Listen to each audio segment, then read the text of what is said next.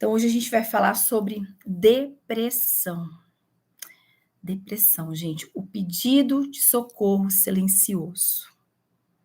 Quantas pessoas hoje em dia estão passando pela depressão? Depressão, pressão. O que lembra a palavra pressão para vocês quando a gente fala assim sobre... Alguém quer comentar? É a pressão que nós passamos no nosso dia a dia. Eu vou comparar um pouquinho a depressão como uma panela de pressão, né? Quando tudo vai somatizando na nossa mente, né? Porque ela é uma doença psicossomática, é uma doença que está dentro da nossa mente. E todos os acontecimentos que vão acontecendo diariamente vai somatizando. E quando a panela explode, é a mesma coisa que acontece com a nossa mente. Quando explode esses sentimentos de angústia, tristeza, acontece o que com a nossa mente? A gente não tem palavras para expressar. E aí vem a nossa depressão. É uma doença silenciosa. É uma doença silenciosa. Que muitas pessoas estão... É composta pelo inconsciente. Então, muitas coisas que estão dentro da nossa mente também são inconscientes, que a gente vai somando no dia a dia, que a gente vai passando no dia a dia e a gente vai guardando no dia a dia. Né? Isso vai... Eu fiz até uns slides para vocês, é que eu não vou conseguir passar, mas depois eu mando para vocês, tá bom? No grupo, tudo está sendo trabalhado dentro do grupo. Se vocês forem colocando perguntas aqui, né, depois eu posso ir respondendo, tá bom? Então, assim, eu gostaria de primeiro falar sobre a depressão, que muitas vezes as pessoas não dão valor à depressão. Nós damos muito valor às nossas doenças físicas, é a doença do nosso corpo, né? Então, a gente vai no médico porque a gente tem problema na tireoide, porque a gente tem problema no coração, porque a gente tem X problemas, a gente dá valor. Mas a gente não dá valor para um problema psíquico, um problema da nossa mente. Mas sabe por quê? Porque a gente criou muitos tabus. As pessoas, infelizmente, elas têm tabus, crenças que nós trazemos. Que pessoas que procuram ajuda, que procuram psicólogos, psicanalistas, terapeutas, são pessoas muitas vezes tratadas como loucas, que como não precisa de ajuda, são desprezadas muitas vezes, e eu já ouvi muito falar assim: ah, isso é frescura, depressão é frescura, é não ter o que fazer. E cada vez mais a gente menospreza essa doença que está tomando conta cada vez mais das pessoas e da nossa alma, né? Eu tô vendo a Fer falar aqui, ó, como saber, né, se a gente tem depressão. Eu levantei alguns casos, até, Fer, eu vou falar um pouquinho mais para frente, mas já que você fez essa pergunta, eu vou dar um exemplo de depressão que, assim, é incrível que nós não prestamos atenção. Vocês sabiam que um dos casos maiores de depressão e que não é comentado é a preguiça? Alguém sabia disso? Que é a preguiça? Comenta aí para mim. Por que a preguiça ela é um ato de depressão? Eu vi no grupo outro dia falando de jovens, né? Perguntando: ah, mas o jovem, quando o jovem não faz isso, ou quando o jovem não faz aquilo. Quando o jovem se joga no sofá, quando ele não está nem aí com nada, quando ele começa a não se importar mais com as coisas, ele está num pequeno estágio já de depressão. E nós, mulheres, né? Tem homens aí na live também. Muitas vezes relaxamos, não nos preocupamos mais com o nosso corpo físico. Isso eu falo muito nos atendimentos, quem já passou comigo sabe, principalmente na espiral energética, quando eu vou falar do nosso sacral, né? Que é a nossa vontade de viver, a nossa criatividade. Quando nós deixamos de nos amar, quando nós temos preguiça, preguiça de trocar de roupa, porque tem pessoas que realmente não são vaidosas, e tá tudo bem, a pessoa é assim, mas a pessoa ela perdeu a vontade das coisas, é o começo de uma depressão. Responde, Fer, um pouco a sua pergunta, que é o assim, o estágio, um dos primeiros estágios que a gente não percebe. E isso a gente pode começar a olhar os nossos filhos dentro de casa. Porque quando você dá um jogo novo de videogame, ou você convida ele para um passeio bem legal, que ele gosta, ele, ó, na hora ele estimula. Quando não, ele fica deitado na cama, largado, prostrado e não quer sair. Isso não acontece com vocês também? Claro que acontece. Tem dias que eu falo: "Tô com preguiça, nossa, eu não quero ver ninguém. Nossa, ai, não acredito que eu vou ter que fazer isso, eu vou ter que sair de casa". Gente, isso é a solidão, é querer ficar sozinho, é um momento, é um começo de uma depressão, então prestar atenção nisso, tá. Então eu vou voltar aqui, né, sobre a importância da saúde, mental, pra gente desconstruir esse tabu que a gente criou, que só procura ajuda quem realmente é louco. Isso não, gente, tira isso da mente. Todos nós, quando nos sentimos triste, quando não sentimos vontade de fazer nada, quando começamos a sentir que a gente precisa de ajuda, procure um profissional.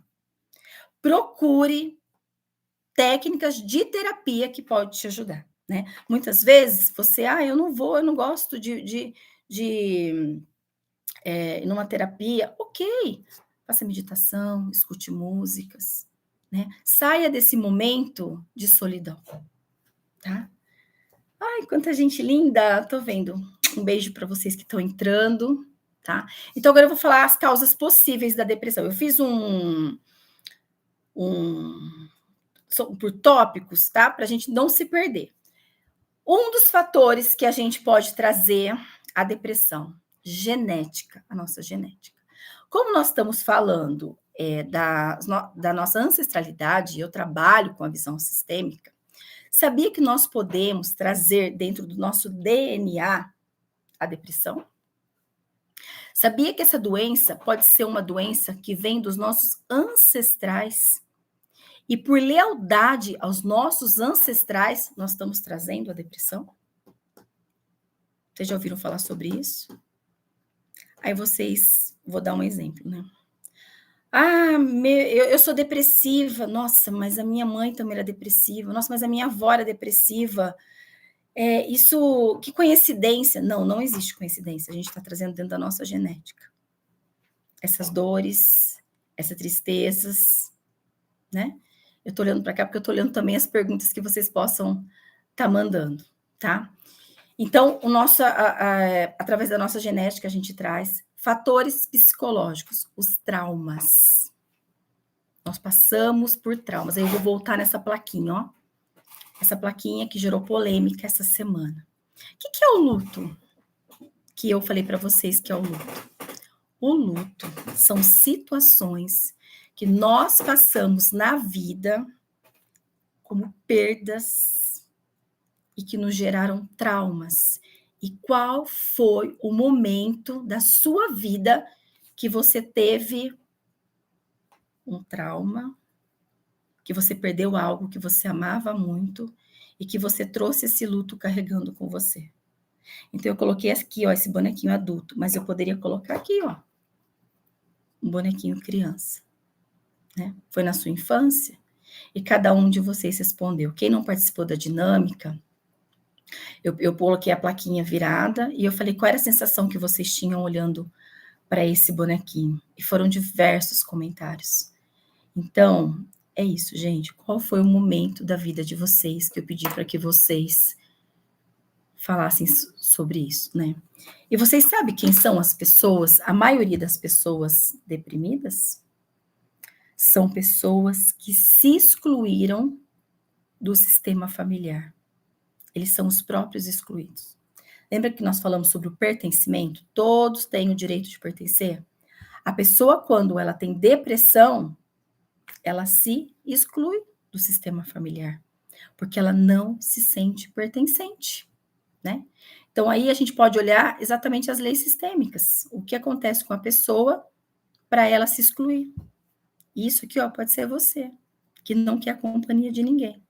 Eu até coloquei aqui, ó, a depressão se instala nas pessoas que não se permitem ser elas mesmas e se deixam ser dominadas pelas desordens da família, do relacionamento e do mundo.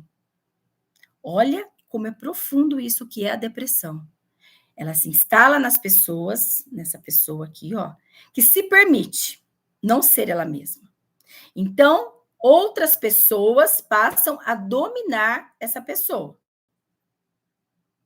Começa a comandar a vida dessa pessoa. E essa pessoa se permite a ser comandada pelas desordens do relacionamento e do mundo social.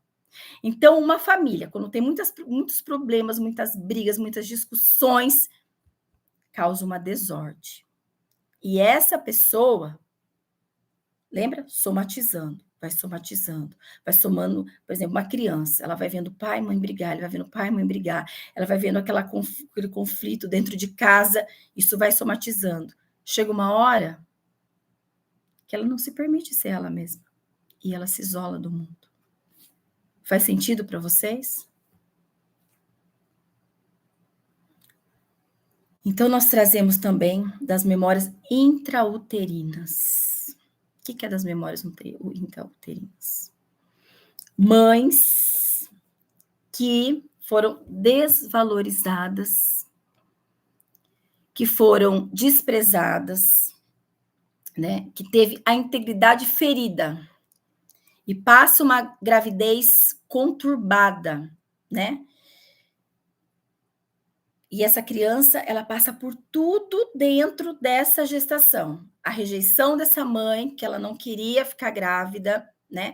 Aquela mãe que ela estava no momento ótimo da vida, ela não planejou aquela gravidez, e aquela criança não é desejada. Essa criança já traz, né, das memórias genéticas, essa dor. E o que acontece? Quando ela se torna um adulto, ela já se sente rejeitada.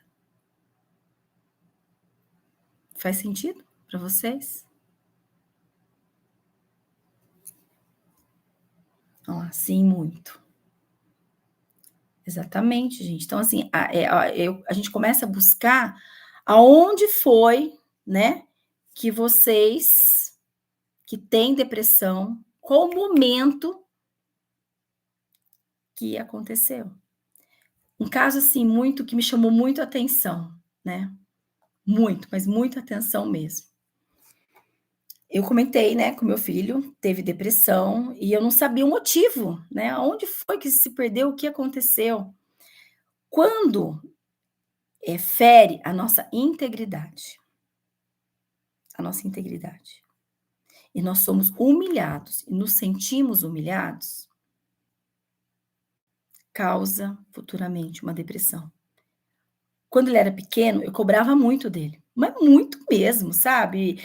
Exigia coisas dele e colocava o dedo no nariz, e você tem que fazer do jeito que eu quero, tem que ser assim, porque era um momento diferente da minha vida. E aí, ó, ele se sentiu o quê? Desvalorizado, a sua integridade foi ferida, e é como se ele tivesse perdido o lugar dele.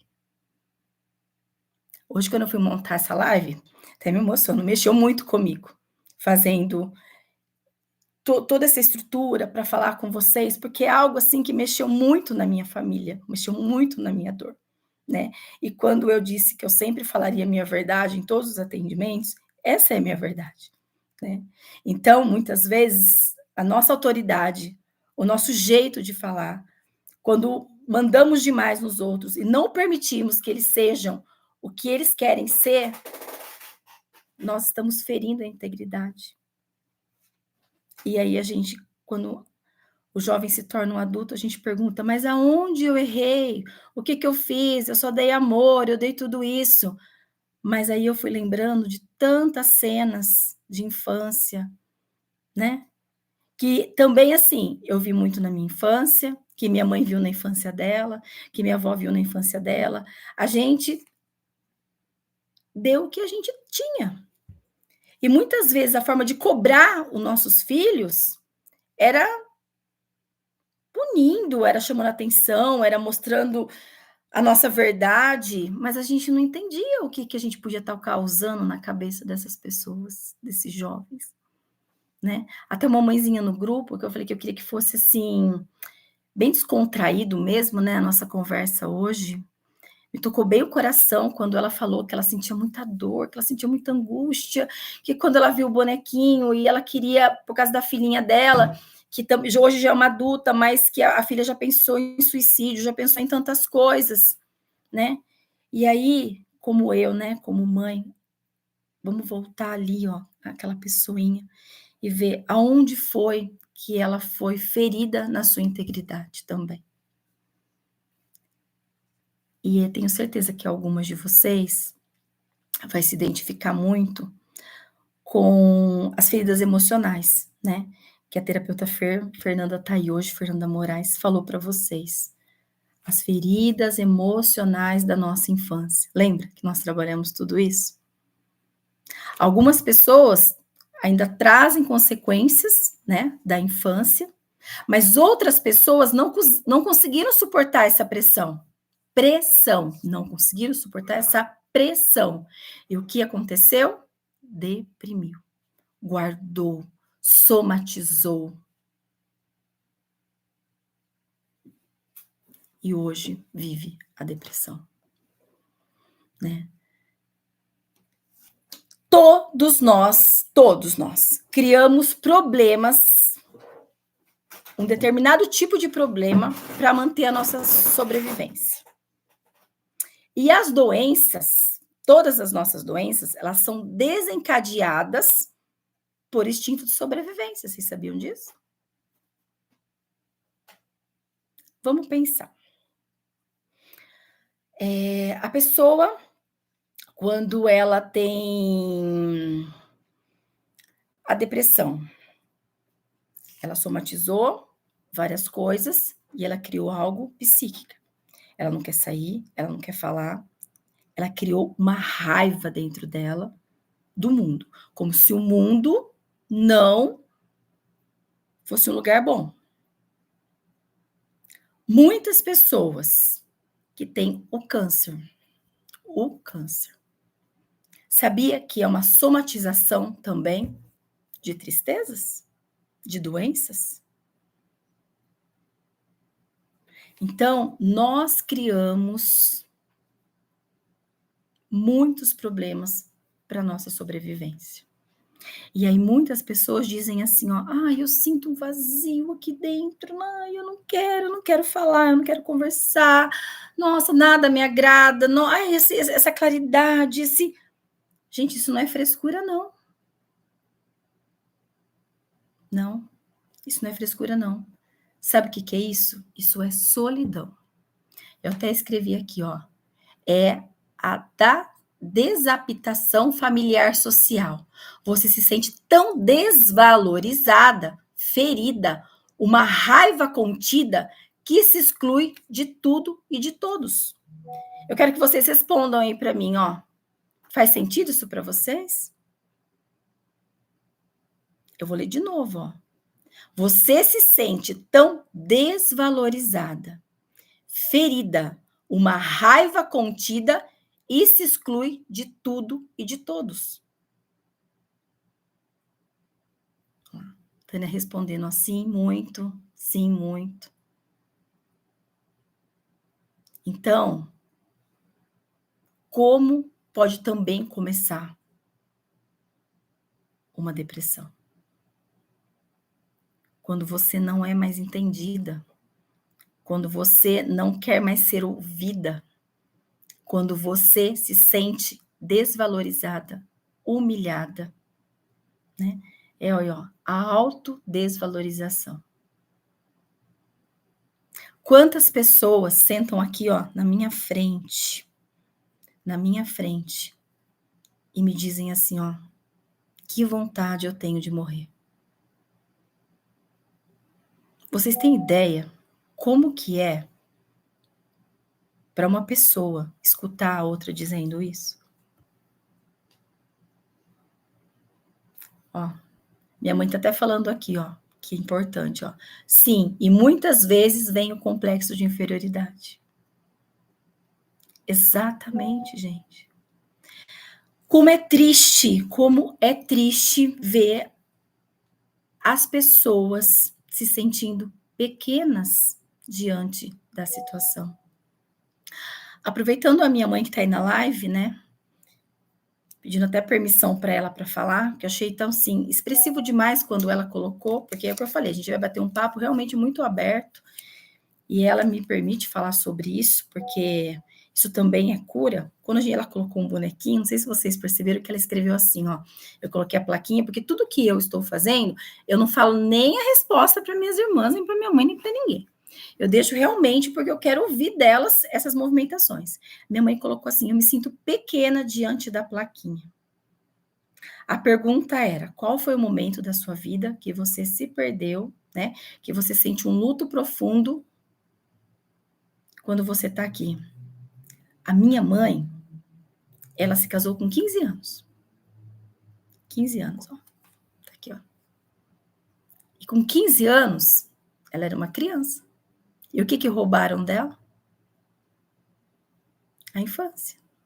Quando ela olhou para a plaquinha, ela sentiu o quê? Que ela era pequena. E muitas outras pessoas fazem sentido nisso, né? E aí você se sente o quê? Desvalorizada, que tiraram sua integridade, que você não era merecedora disso. Então, por isso que eu queria realmente poder conversar com vocês, porque são muitas pessoas hoje que passam por isso. E a coisa mais triste que tem é exatamente o que eu falei para vocês, quando você olha para uma pessoa e ela fala, eu quero morrer. E sabe o que é pior para essa pessoa escutar? Para com isso, a vida é maravilhosa, vamos mudar essa situação. Sabe o que essa pessoa sente? Meu filho falava isso para mim. É como se você estivesse desprezando o meu sentimento. É como se você não estivesse dando valor à minha dor. Faz sentido isso? Quando você olha para uma pessoa e fala assim, para, você tem de tudo, né? Quantas vezes eu disse isso? Nossa, você tem de tudo, olha, quantos jovens queria ter o que você tem? É como se eu estivesse desprezando a dor do meu filho. E eu tenho certeza que todos vocês, ó, que estão aí nessa live hoje, só estão aqui porque ou tem depressão, ou tiveram depressão, ou tem alguém na casa com depressão. E a pergunta é: a depressão tem cura? A depressão tem cura? Tem. Depressão tem cura, gente. Não existe nada que não tenha cura. Nada que não tenha cura. Eu vou ler uma frase aqui, ó. Todas as pessoas que sofrem de depressão foram esmagadas pelo medo da humilhação. Todas as pessoas que sofrem de depressão foram esmagadas pelo medo da humilhação, pois não sabiam andar em seus próprios trilhos e ocuparam espaços que não eram seus. Olha essa parte agora. Cuidando de tudo e de todos. Acabaram ficando dependentes de alguma forma, parecendo que eram as pessoas mais fortes da família. Faz sentido para vocês? Dependendo de alguma forma, parecendo que eram as pessoas mais fortes da família. Quem já passou por isso aí, ó? Levanta a mãozinha aí e diz aí, eu cuido disso, eu faço, eu. Eu já passei por isso. Mas porque eu me permiti. E não foi porque ninguém me obrigou. Achando que eu resolveria o problema de tudo e de todos. E aí a gente não entende o porquê que acontece essas coisas na nossa vida. Porque nós permitimos. Olha lá quanta mãozinha levantada, gente. Né? Quantas pessoas se permitem deixar que outras pessoas façam tudo. A depressão. Então, assim, de uma forma bem resumida, é a raiva e a frustração que se instalam no nosso coração quando não entendemos o porquê das perdas. Voltamos à plaquinha. Que não entendemos o porquê das perdas, das doenças, das mortes, das traições, das angústias. Então, quando algo acontece na minha vida, que eu me perco, ou que me abandonam, ou mesmo um luto verdadeiro mesmo, perder alguém muito querido, muito amado, eu não sei trabalhar isso dentro de mim. E tem muitas pessoas que não sabem mesmo. Isso não é frescura. Essa pessoa está doente, essa pessoa está precisando de ajuda. E nós precisamos olhar para isso.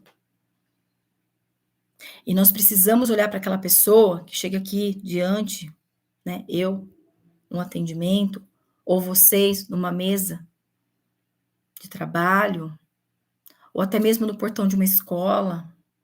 E quando a pessoa fala, eu não estou bem, eu estou triste, ativa a escuta. Quantas vezes a pessoa está precisando só de ser ouvida? De ser ouvida. O mundo hoje está tão acelerado, está tão acelerado. Lembra daquele filminho, né? De criança lá, divertidamente? Vocês lembram o que é isso aqui, ó? Quem lembra? Escreve aí no chat, ó. É a ansiedade. Sabe o que é a ansiedade? Olha lá, Raquel escrevendo, ó, ansiedade. A depressão é quando eu tô presa no passado. Eu estou presa no passado, em coisas que aconteceu. Olha lá, meu marido escrevendo, esse sou eu, ó. Esse bonequinho é ele. A hora que chegou meu kit de bonequinhos, ele foi o primeiro que se identificou. E todo mundo falou que era ele. Porque ele vive 200 por hora. Já que ele falou, eu vou aproveitar falando aí, ó. Tá, ó, minha irmã tá confirmando, é ele mesmo. Aí, ele corre. A ansiedade é o medo do futuro.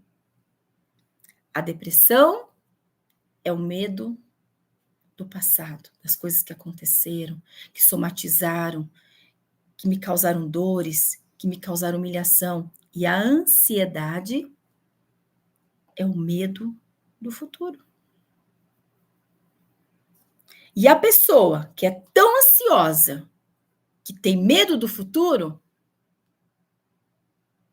uma hora o futuro vira passado. Concordam comigo? E então ela também pode ter uma depressão, porque ela acelerou tanto, ela correu tanto. Então que isso também sirva para quem está assistindo a live só para entender. Porque a ansiedade ela é importante.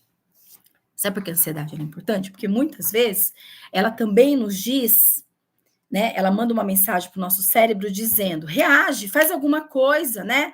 Não fica parado, resolve. Então, assim, mas um pouco de ansiedade. Não a ansiedade compulsiva, a ansiedade que nos domina. Faz sentido para vocês? Que a ansiedade é o medo do futuro? Quantas pessoas aí, ó, passam por ansiedade? Responde aí para mim. Agora eu vou falar uma coisa muito importante da depressão, que também eu vi no grupo, falando sobre medicações. Vocês pararam para pensar como que a indústria farmacêutica está ficando, ó, a Adri está falando que ela é ansiosa. Como a indústria farmacêutica está ficando milionária, gente? Porque as pessoas tomam remédio para dormir e tomam remédios para acordar.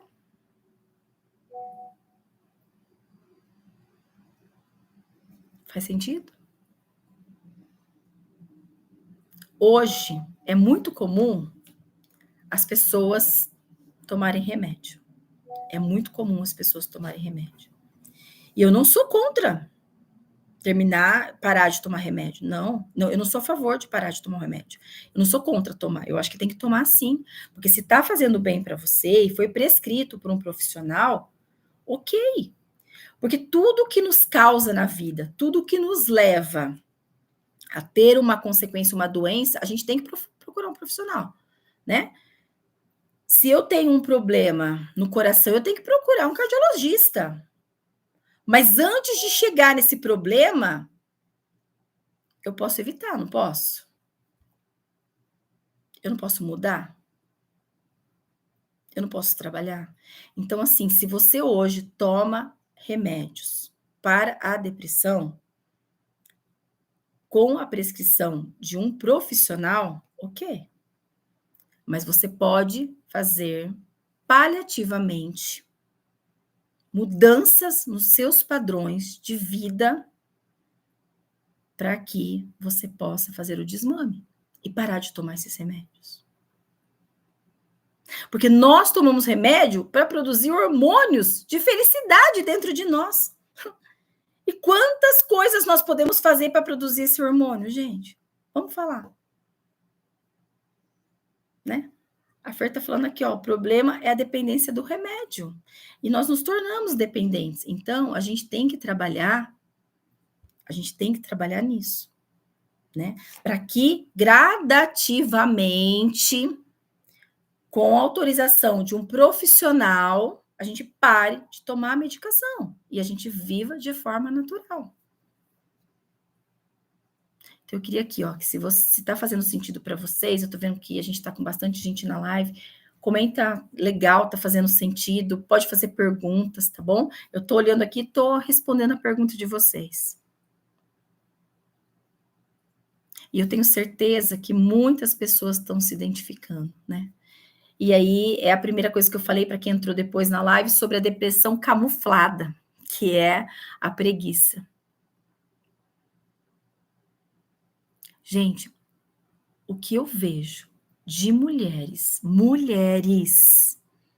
que hoje não se arrumam mais, mulheres que não se preocupam mais com a vaidade, mulheres que perderam o seu amor próprio. E sabe que muitas pensam: ai, tenho preguiça. Ai, que preguiça de acordar cedo. Ai, que preguiça de parar na frente do espelho. Ai, você acha que eu tenho tempo para isso? Você acha que eu vou?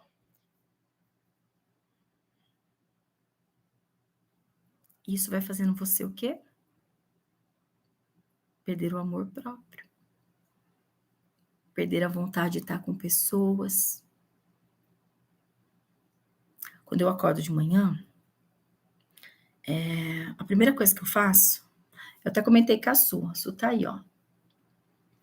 Eu me arrumo. Então, eu não saio do meu quarto se eu não vou no espelho, se eu não me maqueio, se eu. Não importa, não importa. Minhas irmãs tá aí que vai falar para vocês que é verdade. Se eu vou ficar em casa, eu tô sempre arrumada. Sabe por quê? É para mim. Simples assim. Simples assim. Isso é a primeira atitude que eu já vou começar a curar qualquer sentimento que eu possa ter de depressão. Porque quando nós nos amamos, Tânia tá aí, também sei disso. Quando nós nos amamos, em primeiro lugar, é sinal que a vida faz sentido. É sinal que vale a pena sair, trabalhar, conquistar. A pessoa, quando ela tá com depressão, com somatização de dores, ela consegue trabalhar, gente? Ela consegue namorar? Ela consegue ter uma vida social? E como fica as pessoas que estão na volta dela? Ó, A Su respondeu aqui, ó: "Até passei batom hoje depois do puxão de orelha". É isso aí, gente, ó. E você, Su, não ficou muito mais feliz hoje? Hoje seu dia não foi muito mais alegre? Eu posso ter certeza que pessoas que não te notam, te notaram, né. A Paula Capri tá aí, tem dias que elas chegam toda mega produzida. Nossa, todo mundo fala: "Gente, que mulher maravilhosa, que não sei o quê". O seu ego vai aonde? Nossa, lá em cima. Ai, que coisa gostosa. Isso já é um alívio para nossa tristeza, para nossa depressão. Olha lá, Maria diz: "Ó, também me arrumei para ficar em casa". Minhas amigas estão aí, elas sabem o tanto que eu puxo a orelha delas. Se puxo mesmo, hein, gente, puxo demais. Então falando, olha lá, sabia que você ia falar de nós. Não tem como não falar. Por quê, gente? Porque a depressão, se é somatização de dores, eu tenho que começar a fazer o quê? Eu tenho que mudar esse quadro na minha vida, né? É o que eu falei, tem homens assistindo, tem tudo aqui também. Eu queria que vocês, olhassem também para vocês homens, né? Quando vocês param, quando vocês não tem preguiça até de se arrumar, tem preguiça, sai tudo relaxado, não quer saber de nada. Gente, e a pessoa que está do seu lado, ela merece também isso? Um dos maiores índices de depressão, sabia que são os homens? Porque os homens, eles têm muita dificuldade de falar, de expressar os sentimentos. Eles se fecham. E o homem, ainda, isso é cientificamente, ele não consegue prestar atenção em 2 coisas ao mesmo tempo. Nós mulheres fazemos 1000 coisas. Tá, tá, tá, tá, tá, tá. Os homens não. Então imagina eles, quando começa com um sentimento, se sentindo menosprezado, não se sentindo amado, sentindo aquela angústia, eles focam nisso, eles colocam o foco nisso. É por isso que muitos jovens hoje querem morrer. Muitos jovens querem morrer. Olha lá, isso mesmo, é verdade, ó. Olhar para dentro é a parte mais importante da cura. Olhar para dentro é a parte mais importante da cura. Porque quando você começa a ver a sua alma, quando você começa a ver os seus sentimentos, as suas dores, né? Você começa a ver quanta coisa você precisa mudar. Eu vou dar até um exemplo que a Tânia escreveu aí agora, ó, logo no começo, das pessoas acumuladoras. O que vocês acham daqueles programas de televisão sobre acumulação, gente? Vocês já viram? Acumuladores? Eu sou acumuladora, mas eu sou uma acumuladora organizada. Eu gosto de guardar recordações, eu gosto de guardar coisas, de lembranças. Mas tem pessoas que são acumuladoras, acumulam, acumulam, acumulam. É desesperador mesmo. Como é que eu escrevi aqui? É desesperador. O que essas pessoas ela tá guardando? Ela tá guardando todas as dores dela. Ela tá se fechando num mundo do apego. E ela começa a guardar pequenas coisinhas que começam a trazer lembranças, lembranças, lembranças, lembranças, e aí ela não quer mais pessoas, porque os objetos passam a ter um valor para elas muito maior do que pessoas. E aí você começa a ver filhos desesperados, né? Quantos idosinhos que eu vejo aí na rua, gente, que tem condições e sai catando latinha.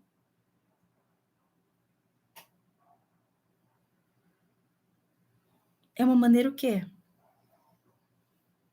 De chamar atenção também. Porque muitas pessoas querem atenção, né? Onde vocês aí escreveu em cima, né? Custa dar um pouquinho de atenção, de ouvido. Quantos idosos morrem de depressão? quantos idosos morrem de depressão? Porque não são ouvidos dentro de casa. A Tânia falou aqui, ó. Sempre me perguntava o que eu levava a pessoa a fazer isso, a ser acumuladora, né? É acumular coisas. A somatização de tudo, ela traz através dos objetos. Por isso que ela passa a acumular, porque os objetos passam a ter uma importância para ela, né? Então, a gente não pode ter preguiça e a gente não pode ter tanto apego. Isso eu trabalho muito em mim, viu? O apego. Porque eu ainda sou muito apegada em algumas coisas que eu preciso desapegar. Eu ainda sou muito apegada a coisas dos meus ancestrais, ainda mais que eu trabalho muito com ancestralidade, né? Qualquer coisinha que, nossa, ai, me remete a fulano, a cicrano. Então, eu vou guardando. Então, eu vou me apegando àquilo. E isso, às vezes, me causa um pouquinho de dor, um pouco de tristeza, né? E aí, eu me vejo, muitas vezes, deprimida. Quando eu pego alguma coisa de alguém que já se foi, aí eu começo a lembrar. Aí eu falei para mim mesma, não posso mais. Não posso mais. Eu guardei todas as coisas, assim, que me traziam lembranças tristes. E agora eu só quero coisas boas. Eu quero felicidade. Também vamos falar da depressão pós-parto. Alguma de vocês passou sobre a depressão pós-parto? Alguma mãezinha passou? De vocês? Vou falar o que é a depressão pós-parto. Mulheres que inconscientemente não estão prontas para a maternidade. Inconsciente, lembra disso, tá? E que não viveram seus sonhos pessoais. E esses sonhos foram interrompidos devido à gravidez. Isso é depressão pós-parto. Talvez você nunca parou para pensar. Mas por que eu tive depressão pós-parto? Porque você tinha tantos sonhos, tantas coisas, e dentro do seu inconsciente, você ainda não tinha realizado. Ah, mas eu desejei esse filho, mas eu programei esse filho. O seu racional. Mas e todos os planos que você fez desde a sua infância até chegar na vida adulta? Como que ficou? A Fer falando aí, ó, a Priscila falando que teve, a Fer falando que faz muito sentido. E aí, quando aquele bebê chega, é tudo diferente. Sua vida muda, seu corpo muda. Você que está acostumado com tanta coisas na sua vida, uma vida agitada, você vai ficar sozinha por um tempo, cuidando, acalentando, deixando coisas para trás. E aí vem uma depressão, que você não consegue nem olhar para o bebê. E aí também pode gerar futuramente depressão nessa criança, que houve uma rejeição. Que houve uma rejeição. E outro caso de depressão, que muitas vezes a gente não para pensar. Algumas pessoas que param subitamente com a droga ou param com a bebida, porque a bebida é um vício, né? A droga também é um vício. E que decidem que vão parar até com o cigarro, com todos os vícios. Ah, eu vou parar de fumar, A abstinência dessa pessoa, ela vai gerando um descontrole emocional. E a pessoa vai fazendo o quê? Deprimindo. Somatizando coisas. E ela vai deprimindo. Faz sentido? Quantas pessoas que estão na volta de vocês que quando pararam de fumar, ficaram deprimidas? Nossa, eu conheço várias pessoas. Meu avô, quando todo mundo começou a proibir ele de fumar, que ele guardava, escondia o cigarro, gente, ele ficou tão deprimido, ele perdeu o sentido da vida. Porque daí ele teve problema de saúde, ele não podia beber. E a nossa preocupação, claro, em primeiro lugar, é com ele. Então a gente não permitia mais que ele bebesse, a gente não permitia mais que ele fumasse, a gente não permitia. E a nossa ânsia de querer cuidar, de amar, de zelar demais, nós ferimos a integridade dele. Nós tiramos o direito de livre escolha dele. Ele faleceu de depressão. Então, quando eu tiro, eu não estou dizendo que nós fizemos errado, porque nós fizemos o que nós achávamos que era certo. Mas quando eu tiro de alguém o direito dela tomar decisões, isso gera uma raiva. E essa raiva reprimida, somatizando com outras coisas que acontecem, fazem que essa panela de pressão fique assim, ó. E a hora que ela explode, a pessoa não tem nem mais palavras para falar, como eu disse lá no começo, para quem entrou agora na live.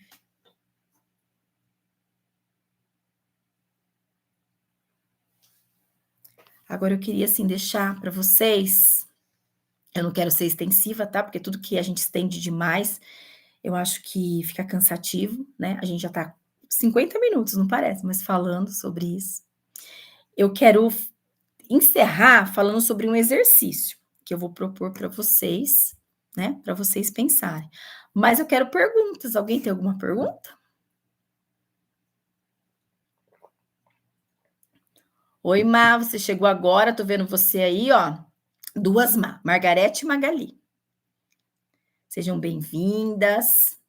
Nós falamos sobre todas as causas da depressão, todos os momentos que nós acumulamos no nosso dia a dia, que nós acumulamos a raiva, as dores, as tristezas, né? Quando perdemos alguma coisa, o que nos leva até a depressão, né? É o que a gente está discutindo agora.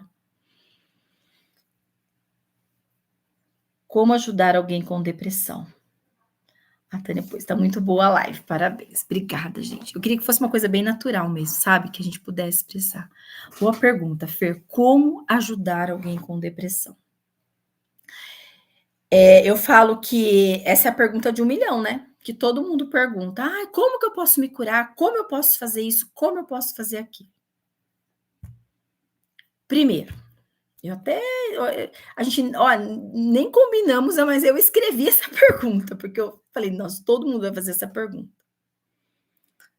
Primeiro passo para eu me curar ou para eu ajudar alguém é valorizar a dor dessa pessoa.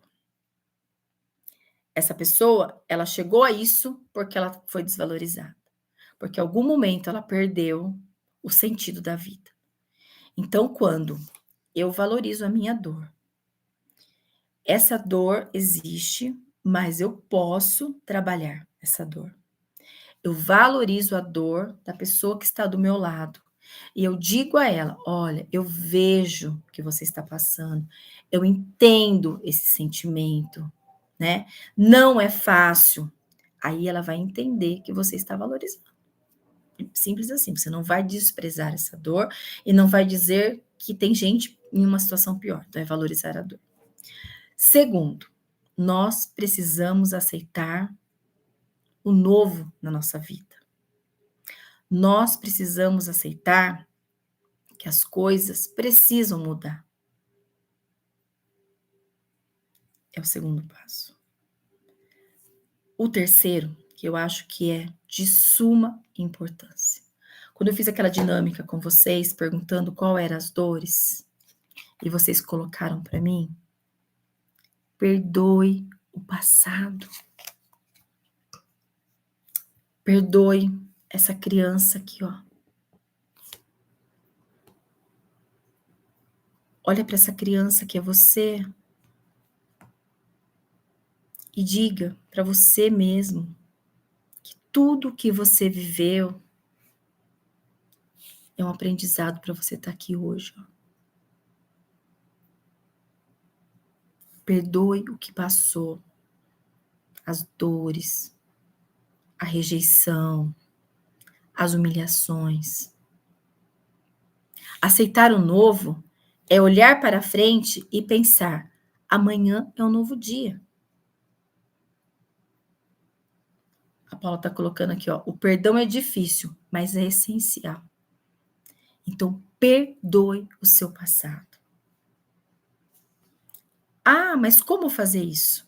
Eu vou falar sistemicamente, tá? Uma maneira de vocês fazerem. Quando vocês deitarem hoje na cama de vocês, peguem uma almofada, abrace essa almofada. E essa almofada, ela vai representar o passado de vocês. Tudo o que vocês viveram. Ela vai representar essa plaquinha aqui, ó. Perdas, dores, traumas. Abraça essa almofada. Fecha os seus olhos. Fecha os seus olhos. E diga ao seu passado: eu agradeço por tudo o que eu vivi. Eu agradeço a você, porque o passado é a sua depressão, né? O passado é a sua depressão, é a somatização de tudo. Eu agradeço a você por todos os momentos que você esteve do meu lado, porque você foi a minha companheira. A depressão foi a minha companheira. Estava no momento mais difíceis. Mas hoje, diga para o seu passado, para a sua depressão: eu libero você de estar ao meu lado. E eu peço que você me permita fazer diferente. Eu perdoo você. E eu peço que você hoje siga com o que é seu. Diga ao passado, siga com o que é seu. E me deixe com o que é meu. Façam esse exercício hoje. Mesmo que você não tenha depressão, mas você tenha muita tristeza no coração, você tenha muita culpa. Às vezes a gente sente muita culpa de coisas que aconteceram, que poderia ter sido diferente. E se você conhece alguém que tem depressão, alguém que precisa mudar, ensina essa âncoras de solo para ela pegar uma almofada, simbolizar o elemento que é o passado, que é a depressão, agradecer, porque nem a depressão a gente não pode excluir. Eu não posso simplesmente tirar da minha vida. Eu não vou me curar do dia para a noite, não. Essa depressão teve comigo até agora. No meu momento de solidão, foi ela que me segurou. Agradeça, mas libere ela para sair de você. Outra coisa que vocês vão fazer: faça novos planos. Porque a partir do momento em que eu liberei as minhas dores, os meus traumas, aquilo que somatizava dentro de mim, a tristeza, a angústia, eu preciso de planos novos. Escreva novos planos, escreva novas coisas. E pare de provar as coisas dos outros. Pare de querer resolver problemas dos outros. Quando você parar de resolver o problema dos outros, você vai conseguir resolver o seu.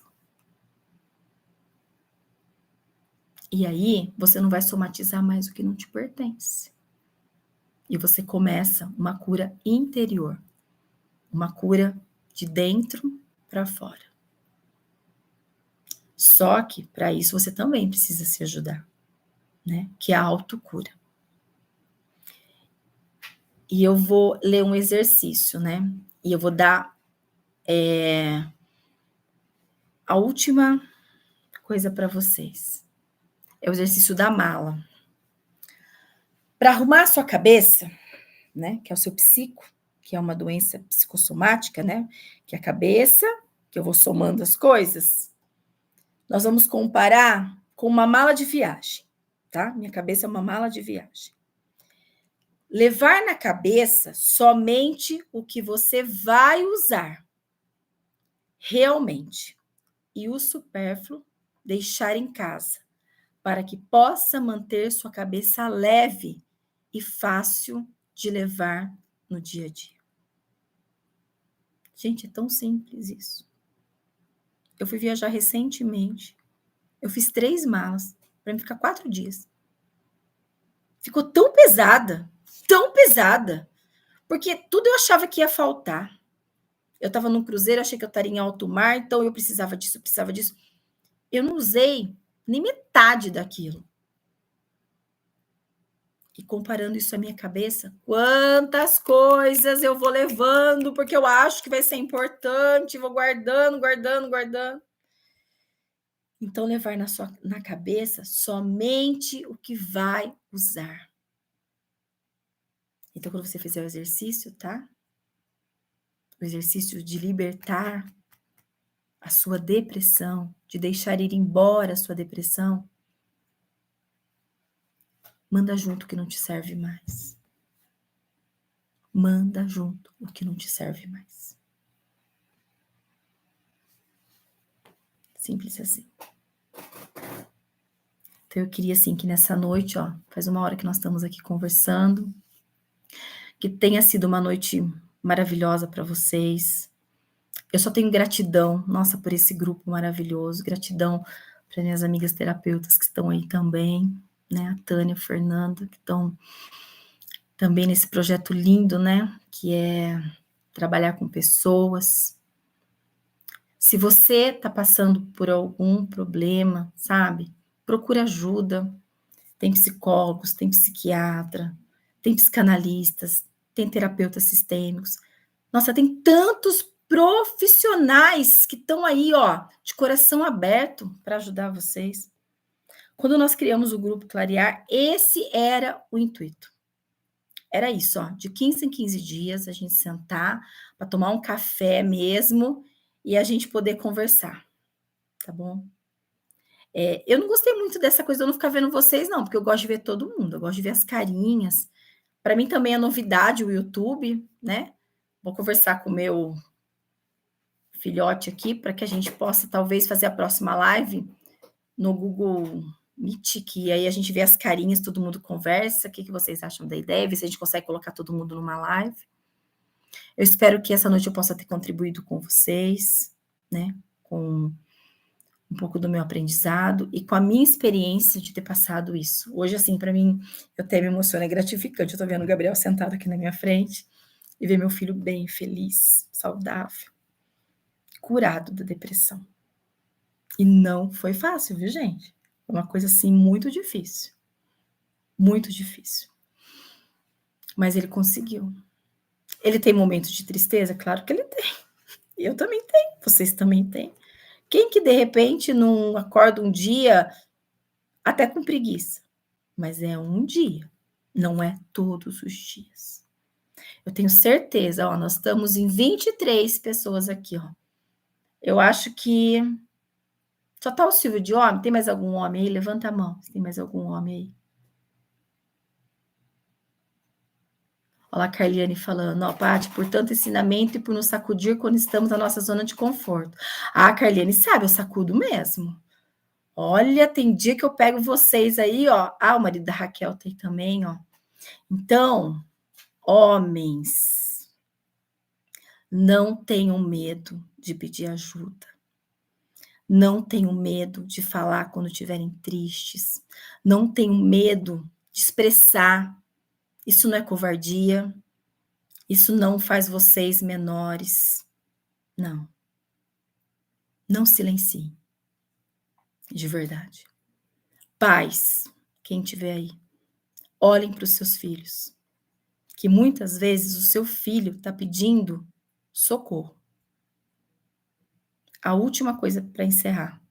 Assistam aquela série Adolescentes, que está na Netflix. Às vezes o seu filho está do seu lado e você não sabe o que está acontecendo, né?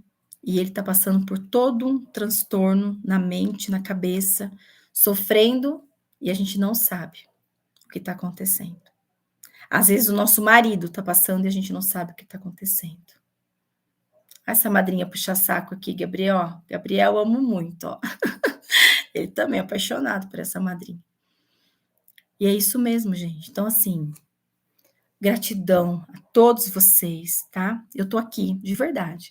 Quem me conhece e sabe que eu sou assim, eu sou coração, eu tô disposta a ajudar, eu tô sempre podendo responder para quem precisa. Não tenham medo de me procurar. Esse grupo Clarear Corpo, Alma e Mente é um grupo gratuito, onde a gente vai estar aqui conversando. Pretendo que seja de 15 em 15 dias, só se acontecer alguma coisa a gente estica um pouco mais a data, mas a próxima vamos pensar para a gente fazer e todo mundo se ver na telinha que vai ficar mais legal, acho que a gente pode conversar mais, tá bom? E sábado é o Café Clarear, quem puder estar presente, vai ser presencial, tá bom? Gente, um beijo no coração de cada uma de vocês. Nossa, gratidão a cada pessoa que está aqui na live hoje, tá bom? Um beijo bem grande, bem grande, bem grande. Gratidão.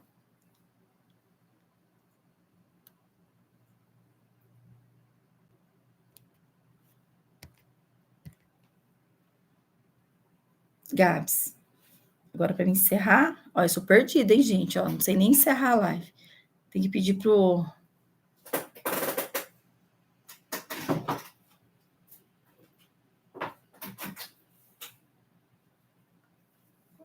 Beijo no coração.